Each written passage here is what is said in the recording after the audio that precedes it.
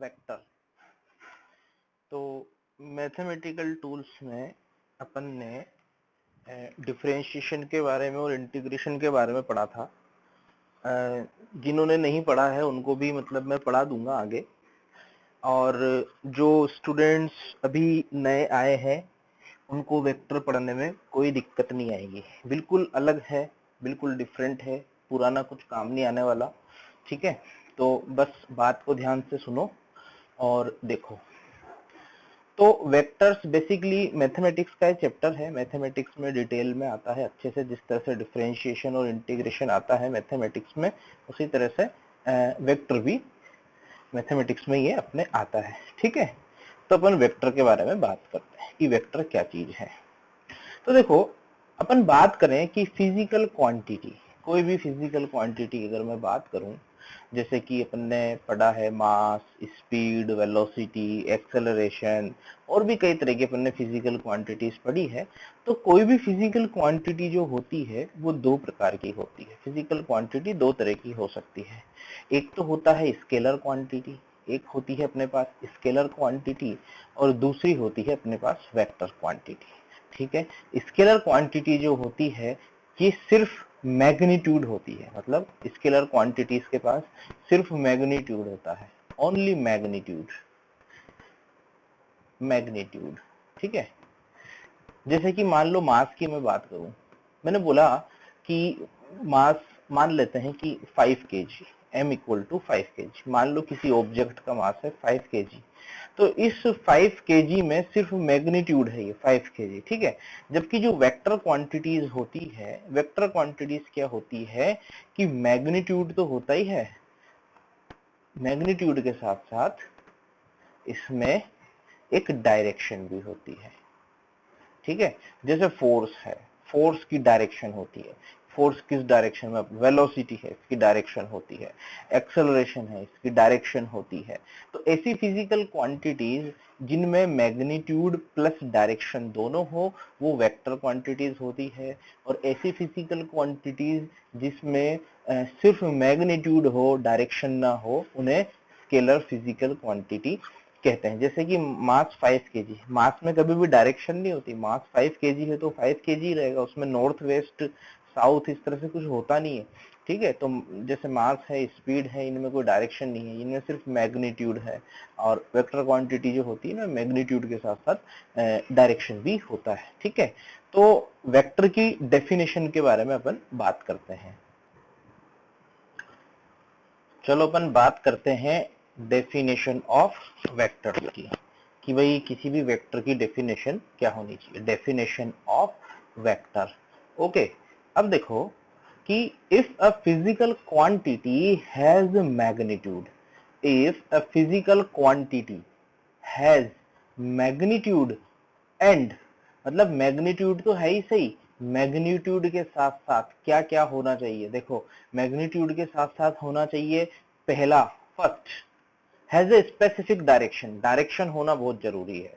Magnitude तो है ही सही, मैग्नीट्यूड के साथ साथ क्या क्या है, एक स्पेसिफिक डायरेक्शन है। दूसरा, it should obey commutative law of addition. ठीक है, यानी कि A vector plus B vector is equal to B vector plus A vector. देखो, वेक्टर एलजेब्रा थोड़ा अलग होती है। ठीक है, नॉर्मल एलजेब्रा से वेक्टर एलजेब्रा थोड़ी अलग है। तुम सोच रहे होंगे यार ये तो होता ही है, पर नहीं, कहीं कहीं ये मतलब ये जो लॉ है वो फेल भी हो जाता है। ठीक है, पर ये वेक्टर में ये लॉ जो है मतलब फॉलो करना पड़ेगा वेक्टर को, ये वाला लॉ। तीसरा है अपने पास कि it should obey parallelogram law of addition. अब ये क्या चीज है ये भी मैं आगे बताऊंगा। ठीक है, तो ये डेफिनेशन फिलहाल के लिए याद रखना है कि पैरेललोग्राम लॉ ऑफ एडिशन क्या है, ये अपना आगे इस चैप्टर में आने वाला है।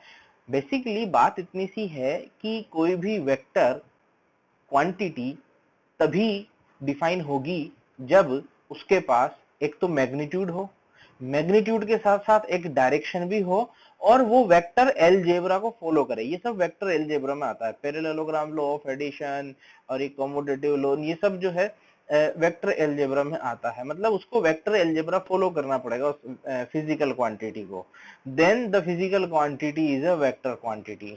ओके मतलब सिर्फ डायरेक्शन होना ही काफी नहीं है, डायरेक्शन के साथ साथ वेक्टर अलजेब्रा को भी फॉलो करना पड़ेगा, क्योंकि कई क्वांटिटीज ऐसी भी होती है जिनमें डायरेक्शन तो होती है पर वो वेक्टर नहीं है, जैसे आगे देखते हैं। सो सिर्फ डायरेक्शन होना ही वेक्टर को डिफाइन नहीं करता है, डायरेक्शन के साथ साथ वेक्टर अलजेब्रा का भी वेक्टर अलजेब्रा को भी फॉलो करना पड़ेगा, ठीक है। तो इट मे बी पॉसिबल, ये पॉसिबल है that some physical quantity has direction, direction तो है but it is not a vector because it does not follow vector algebra और parallelogram law of addition, ठीक है। अगर वो इस लॉ को फॉलो नहीं कर रहा है तो वो वेक्टर नहीं है। जैसे इलेक्ट्रिक करंट, इसकी डायरेक्शन होती है, इलेक्ट्रिक करंट की डायरेक्शन होती है तार के अलोंग चलता है, जो अपना वायर होता है उसके अलोंग चलता है इलेक्ट्रिक करंट। जैसे कि प्रेशर है, प्रेशर जो होता है वो सरफेस के परपेंडिकुलर होता है, इसकी डायरेक्शन है प्रेशर P, पर फिर भी ये वेक्टर नहीं होता, कारण क्योंकि ये वेक्टर अलजेब्रा को फॉलो नहीं करता। तो मैं ये बोल सकता हूं कि अगर कोई वेक्टर क्वांटिटी है तो उसकी डायरेक्शन होगी, पर अगर डायरेक्शन है तो वेक्टर क्वांटिटी होना जरूरी नहीं है। वेक्टर है तो डायरेक्शन तो होगी ही होगी, ये बात पक्की है, पर अगर डायरेक्शन है और वो वेक्टर अलजेब्रा को फॉलो नहीं कर रहा तो वेक्टर नहीं होगा, तो डायरेक्शन होना ही काफी नहीं है, ठीक है। पर अगर वेक्टर है तो वो तो पूरा फॉलो करेगा इसे ही।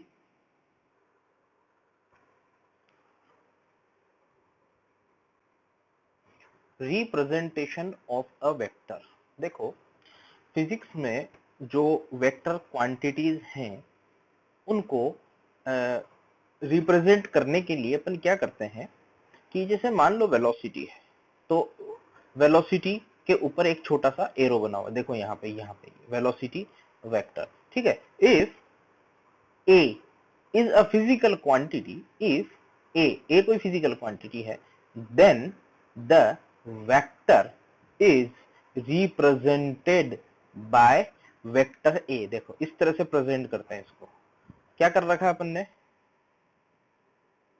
उसका जो सिंबल है उसके ऊपर एक छोटा सा एरो बना रखा है, ये एरो ये रिप्रेजेंट कर रहा है कि ये एक वेक्टर क्वांटिटी है। And magnitude of vector is represented bye, क्या करना है, मॉड्यूलस लगा देना है, इसको मॉड्यूलस कहा जाता है, मैथमेटिक्स में बताया जाता है मॉड्यूलस। मॉड्यूलस का मतलब मैग्नीट्यूड, तो मैग्नीट्यूड ऑफ ए वेक्टर, या फिर सिर्फ ए अगर मैं लिखता हूं तो भी वो मैग्नीट्यूड ही है। मतलब कभी भी कोई इक्वेशन अगर मैं लिखूंगा वेक्टर फॉर्म में लिखूंगा तो मुझे उस वेक्टर क्वांटिटी में एरो लगाना पड़ेगा, इस तरह से एक छोटा सा एरो, ठीक है। जैसे मैंने यहाँ पे लिखा है वेलोसिटी वेक्टर, जैसे मैंने लिखा है फोर्स वेक्टर, जैसे मैंने लिखा है एक्सेलरेशन वेक्टर, तो ये क्या है, ये एक्सेलरेशन वेक्टर। जैसे मान लो मैंने इक्वेशन लिखी F equal to M A, F equal to M A, तो ये F equal to M A क्या है, ये F vector equal to M A vector. तो इक्वेशन में जब भी लिखा जाता है तो वेक्टर को इस तरह से लिखा जाता है, ठीक है। अब किसी वेक्टर को डायग्राम में कैसे रिप्रेजेंट करेंगे, डायग्राम में रिप्रेजेंट करना किसी वेक्टर को, वो मैं बताता हूं।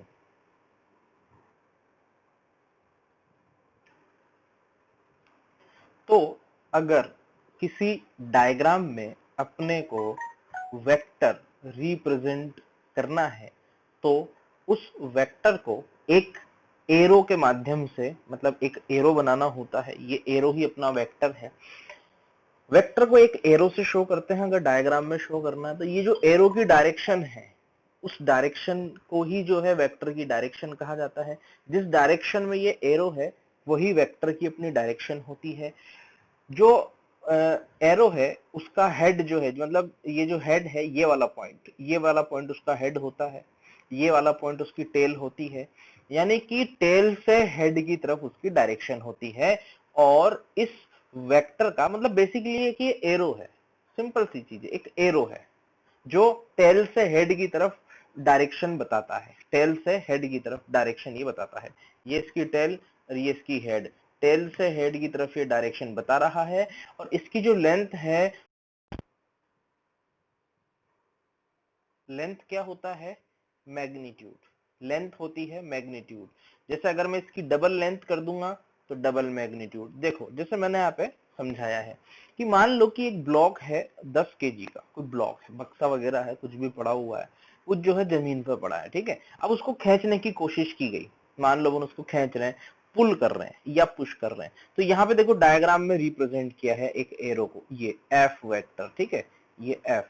मान लो कि ये कुछ है, इसकी कुछ वैल्यू 10 न्यूटन 20 न्यूटन कुछ इसकी वैल्यू है, तो ये एरो क्या रिप्रेजेंट कर रहा है डायग्राम में कि इस ब्लॉक पे 10 केजी का मतलब 10 केजी के ब्लॉक पे कुछ एफ वेक्टर, कुछ मैग्नीट्यूड इसका रहा होगा, एफ वेक्टर लगाया गया है। देखो किस तरफ लगाया गया है, ये इसकी डायरेक्शन किधर आ रही है, इसकी डायरेक्शन आ रही है राइट हैंड साइड, ठीक है।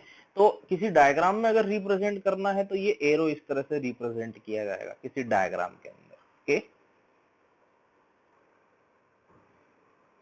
चलो अपन बात करते हैं वेक्टर की प्रॉपर्टीज की, ठीक है, इसकी प्रॉपर्टीज क्या क्या है। पहली प्रॉपर्टी है अपने पास कि if a vector is displaced parallel to itself, बात समझना, a vector is displaced parallel to itself it does not change, ठीक है, इट डज नॉट चेंज। कहने का मतलब ये है कि जैसे मान लो ये कोई वेक्टर था, इसकी कुछ लेंथ है, ठीक है, मान लो इसकी लेंथ कुछ l है, इसकी कुछ डायरेक्शन है, मैंने इसको क्या किया, पैरेलल शिफ्ट कर दिया, मतलब यहां से उठाया और यहां से उठा के ऐसा का ऐसा ही सीधा का सीधा उठाना, इसको घुमाना नहीं है, इसकी लेंथ चेंज नहीं करनी है, और इसको उठा के मान लो यहाँ पे रख दिया और इसकी लेंथ भी वही रही, इसकी डायरेक्शन भी वही रही, मान लो ये इसका नाम है ए वेक्टर और इसको उठा के यहाँ से यहाँ रखा, मतलब बिल्कुल पैरेलल है। मान लो ये बी वेक्टर है तो मैं बोलूंगा इसको कि vector A is equal to vector B. कारण क्या है कि इसको जब पैरेलल मैंने शिफ्ट किया तो ना तो इसकी लेंथ चेंज हुई ना इसकी डायरेक्शन चेंज हुई। तो कोई भी वेक्टर जो होता है अगर उसकी बिना डायरेक्शन चेंज किए हुए, बिना लेंथ चेंज किए हुए अगर डायग्राम में एक जगह से उठा के दूसरी जगह पे बना देंगे तो वेक्टर चेंज नहीं होगा। ये इसकी प्रॉपर्टी है। नेक्स्ट प्रॉपर्टी की बात करते हैं हम।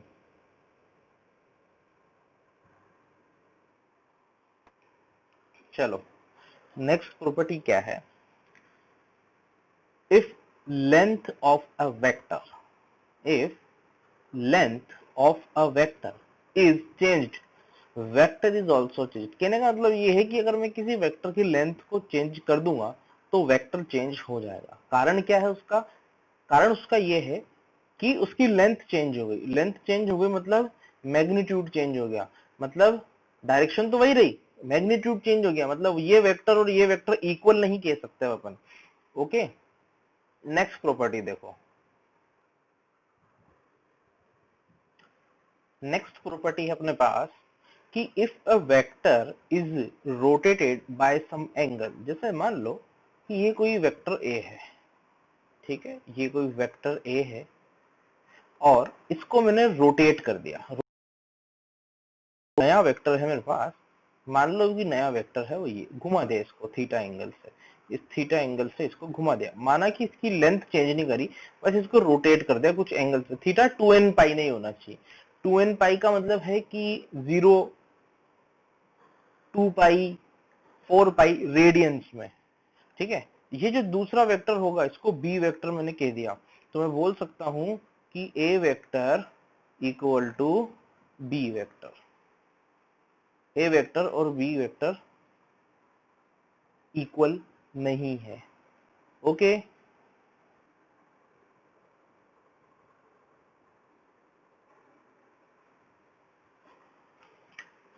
Next property, if reference frame, reference frame क्या होता है, रेफरेंस फ्रेम होता है जहां से अपन ऑब्जर्व कर रहे हैं, रेफरेंस फ्रेम मतलब ऑब्जर्वर। तो अगर ऑब्जर्वर जो अपना है या जो अपना रेफरेंस फ्रेम है उसको ट्रांसलेट कर दें अपन, मतलब एक स्थान से उठा के दूसरे स्थान पर रख दें, ठीक है, या फिर उसको घुमा दें, ठीक है। तो if reference frame is translated और rotated vector does not change, vector change नहीं होता, ठीक है, बट इट्स कंपोनेंट में चेंज। अब ये कंपोनेंट क्या होते हैं तुम बाद में समझोगे कि ये कैसे चेंज हो सकते हैं, पर कोई भी वेक्टर चेंज नहीं होगा अगर ऑब्जर्वर चेंज हो जाए या ऑब्जर्वर चला जाए। जैसे मान लो कि मैं एक एक स्थान से उठ के दूसरे स्थान पे चला जाता हूँ, तो क्या नॉर्थ डायरेक्शन चेंज हो जाएगी? नहीं होगी। नॉर्थ डायरेक्शन नॉर्थ ही है, साउथ साउथ रहेगी। कोई वेक्टर अगर नॉर्थ में शो कर रहा है तो नॉर्थ में शो करेगा, तुम कहीं भी बैठ के देख लो, ठीक है। जैसे कि कोटा से जयपुर अगर अपन देखेंगे, वेक्टर बनाऊं मैं कोटा से जयपुर का, तो वो वेक्टर नॉर्थ में बनेगा। कोटा से जयपुर का मतलब टेल कोटा में है, हेड जयपुर में है, तो टेल से लेके हेड तक वो नॉर्थ बनेगा। अब इस वेक्टर को तुम चाहे जोधपुर में बैठ के देखो, चाहे आगरा में बैठ के देखो, चाहे दिल्ली में बैठ के देखो, वो फर्क नहीं पड़ेगा। जो वेक्टर है वो रेफरेंस फ्रेम पे डिपेंड नहीं करेगा।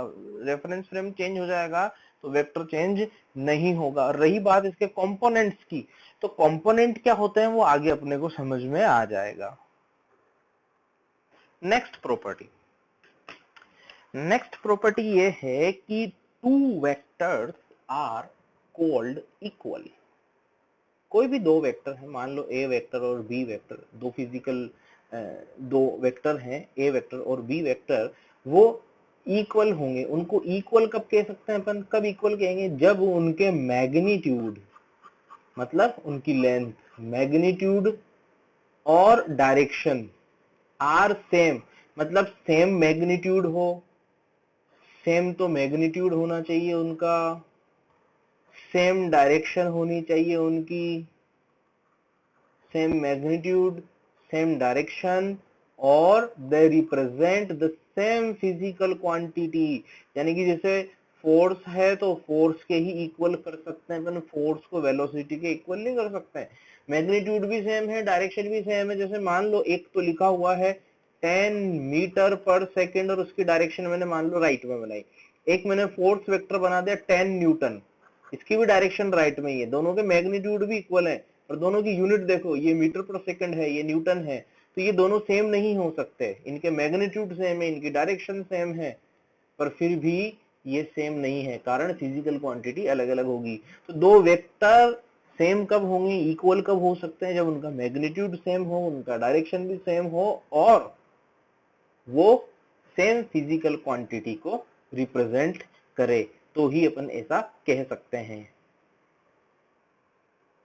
चलो नेक्स्ट पॉइंट है अपना कि एंगल बिटवीन टू वेक्टर्स, दो वेक्टर्स के बीच में अगर एंगल फाइंड आउट करना है तो अपन क्या करते हैं कि उन दोनों वेक्टर्स को टेल से टेल मिला के रख दो। जैसे मान लो एक वेक्टर यहाँ पे कहीं है, दूसरा वेक्टर यहाँ पे कहीं है, तो मैं क्या करूंगा, इनको पैरेलल डिस्प्लेस करके, जैसे सपोज करो कि इस वाले वेक्टर को मैं पैरेलल डिस्प्लेस करके इस वाले की टेल से मिला दूं, तो ये बन जाएगा कुछ इस तरह से, ठीक है। टेल से टेल मिलाना है, कोई भी दो वेक्टर्स के बीच का अगर एंगल फाइंड करना है तो टेल से टेल मिलाओ और उनके बीच का जो छोटा वाला एंगल है, स्मॉल एंगल, उसकी कैलकुलेशन कर लो, वही क्या होगा, एंगल बिटवीन टू वेक्टर्स। जैसे मान लो ये वेक्टर ए है, मान लो ये वेक्टर बी है, तो इनके बीच का जो एंगल है थीटा, वो कैसे, टेल से टेल मिला के। अब इसको हेड से हेड भी मिला सकते हो, पैरेलल शिफ्ट करके हेड से हेड मिला दो तो भी वही बात है, हेड से हेड मिला दिया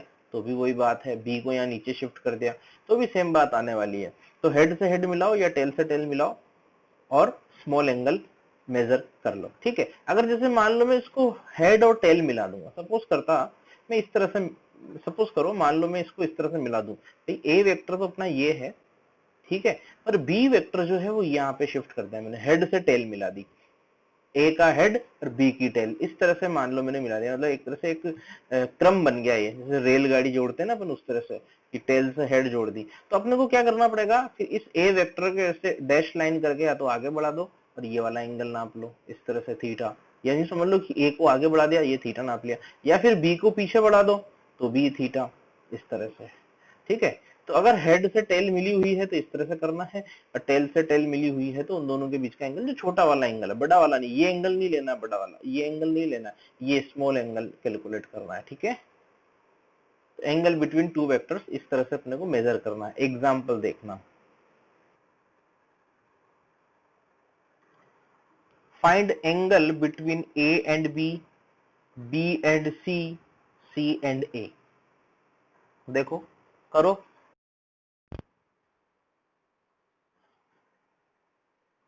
चलो इसको सॉल्व करते हैं अब। तो ए और बी के बीच का एंगल अपने को पता करने के लिए अपने को टेल से टेल मिलाना है, तो यहाँ टेल से टेल मिली हुई है, कोई दिक्कत नहीं है। अब ए और एक्स एक्सिस के बीच का एंगल देखो, ये कितना हो जाएगा 30। तो ए और बी के बीच का एंगल कितना हो गया 45 प्लस 30, कितना आ गया 75 डिग्री में। ठीक है, चलो ये 45 है तो ये भी 45 होगा, ये 60 है तो ये 30 होगा। अगेन देखो बी और सी के बीच का एंगल कितना मिल चुका है, यहाँ पे बी और सी के बीच का एंगल ये हो चुका है मेरे पास 45 प्लस 30, अगेन ये हो गया 75। अब देखो कि ए और सी के बीच का एंगल, तो कुछ लोग सोच रहे होंगे 60 प्लस 60 प्लस 90, 60 प्लस 60 प्लस 90, तो ये 180 से ज्यादा हो जाएगा। देखो 60 60 120 120 और 90 कितना हो गया ये 210।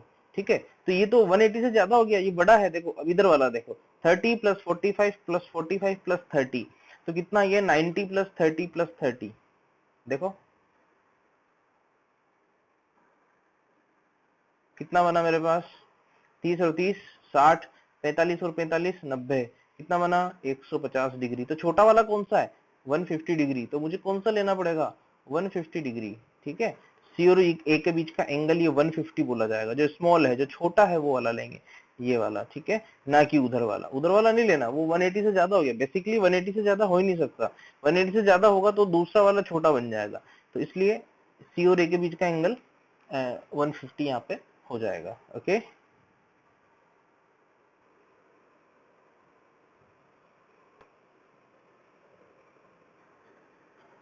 देखो अब बात करते हैं अपन यूनिट वेक्टर के बारे में। देखो यूनिट वेक्टर क्या है, ये एक वेक्टर ही है जिसका मैग्नीट्यूड 1 है। एक ऐसा वेक्टर जिसका मैग्नीट्यूड कितना है 1। यूनिट 1 मतलब यूनिट, यूनिट मतलब 1, यूनिट मतलब ये वो मात्रक मत समझ लेना तुम, जैसे मीटर पर सेकंड, वो यूनिट नहीं है। यहाँ पे यूनिट का मतलब 1, मतलब एक ऐसा वेक्टर जिसका मैग्नीट्यूड 1 है और डायरेक्शन है किसी भी डायरेक्शन में। वेक्टर है तो डायरेक्शन तो होगी, मतलब एक ऐसा वेक्टर जिसकी जो लेंथ है वो 1 है। लेंथ कितनी है 1। ठीक है, जैसे मान लो कि unit vector in the direction of A vector, जैसे कोई वेक्टर है ए वेक्टर, ए वेक्टर की डायरेक्शन में यूनिट वेक्टर है। तो ए वेक्टर में क्या क्या होता है, ए वेक्टर है जैसे कोई है, इसमें क्या क्या होगा, इसमें एक तो मैग्नीट्यूड होगा, एक इसमें डायरेक्शन होगी। तो अपने को करना क्या है, इसका मैग्नीट्यूड 1 बनाना है। सपोज करो इसका मैग्नीट्यूड 10 है, सपोज करो इसका मैग्नीट्यूड है 10 और 10 को मुझे बनाना है 1, तो मैं क्या करूंगा 10 से डिवाइड कर दूंगा। तो किसी भी वेक्टर को अगर मैं उसी के मैग्नीट्यूड से डिवाइड कर दूं तो उसका मैग्नीट्यूड कितना हो जाएगा 1, और सिर्फ इसके पास बचेगा क्या अब डायरेक्शन। तो यूनिट मैग्नीट्यूड यानी कि 1 मैग्नीट्यूड का कोई वेक्टर हो और जिसकी कुछ डायरेक्शन हो उसे यूनिट वेक्टर कहा जाता है। और यूनिट वेक्टर को कैप से रिप्रेजेंट करते हैं, ए कैप, इसको बोलेंगे A cap equal to A vector upon magnitude of A. जैसे मान लो कोई बी वेक्टर है, उस बी वेक्टर के अलोंग मान लो मुझे यूनिट वेक्टर पता करना है तो उसको बी कैप बोल दूंगा मैं, तो B vector upon magnitude of B. ठीक है, तो अपने कोऑर्डिनेट सिस्टम में जो 3 एक्सिस होती है एक्स वाई जेड, उन एक्स वाई और जेड के अलोंग 3 स्टैंडर्ड वेक्टर्स डिफाइन किए गए हैं। ठीक है, तो यूनिट वेक्टर अलोंग एक्स वो होता है आई कैप, यानी कि एक्स डायरेक्शन में अगर मुझे वेक्टर शो करना है तो मैं आई कैप से शो करूंगा। ठीक है, ये स्टैंडर्ड है। यूनिट वेक्टर अलोंग y, अगर मुझे y के अलोंग यूनिट वेक्टर मतलब y के अलोंग कोई वेक्टर शो करना है तो मुझे j कैप से शो करना पड़ेगा।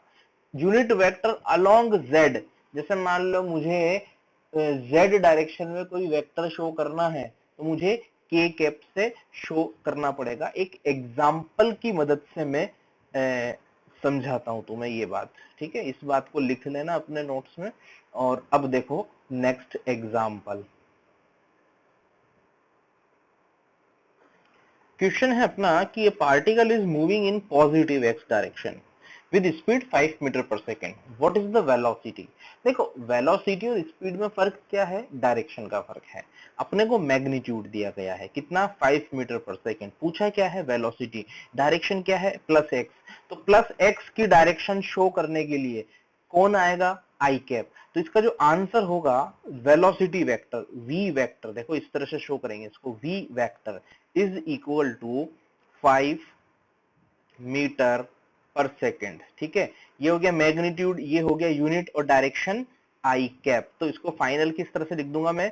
5 आई कैप मीटर पर सेकेंड। तो यहां पे देखो ध्यान से कि 5 हो गया अपना मैग्नीट्यूड, मीटर पर सेकेंड भी मैग्नीट्यूड के साथ ही होता है, यूनिट होती है ये मीटर पर सेकेंड, मतलब ये शो कर रहा है कि वेलोसिटी है।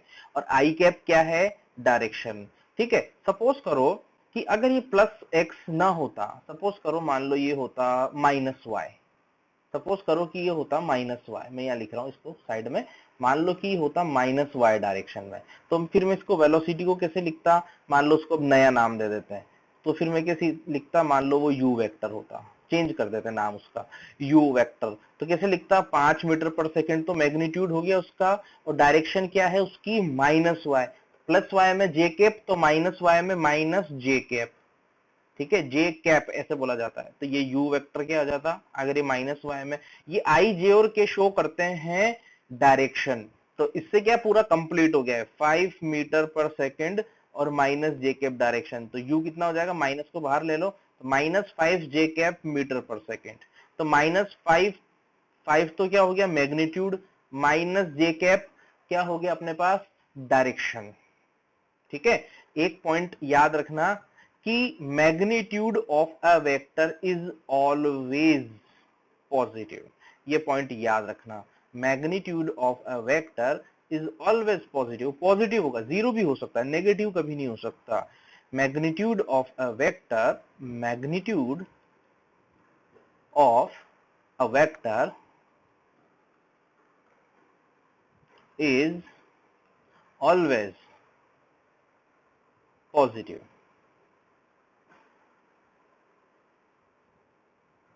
always positive। ठीक है, यहां पे यूं ना समझना कि -5 मैग्नीट्यूड है, मैग्नीट्यूड तो अभी भी इसका 5 ही है, माइनस जे कैप तो इसकी डायरेक्शन है। ओके, ये है बात।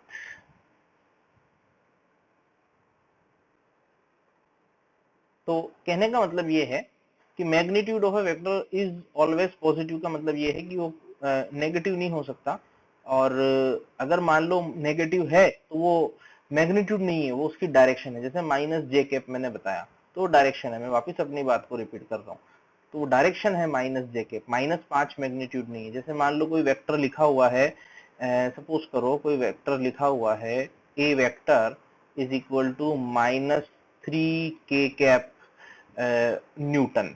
तो क्या शो हुआ इससे? 3 तो क्या है? मैग्नीट्यूड कितना हो गया? मैग्नीट्यूड हो गया इसका 3 यूनिट, 3 न्यूटन। ठीक है, के कैप क्या शो कर रहा है माइनस के साथ? के कैप शो कर रहा है माइनस, के कैप क्या हो गई इसकी? डायरेक्शन। डायरेक्शन कौन सी हुई? जेड, नेगेटिव जेड में। ठीक है, और न्यूटन क्या शो कर रहा है? न्यूटन शो कर रहा है कि ये फोर्स है। न्यूटन क्या शो कर रहा है? ये फोर्स है। तो मैग्नीट्यूड कभी नेगेटिव हो नहीं सकता, ये ध्यान रखना अपने को।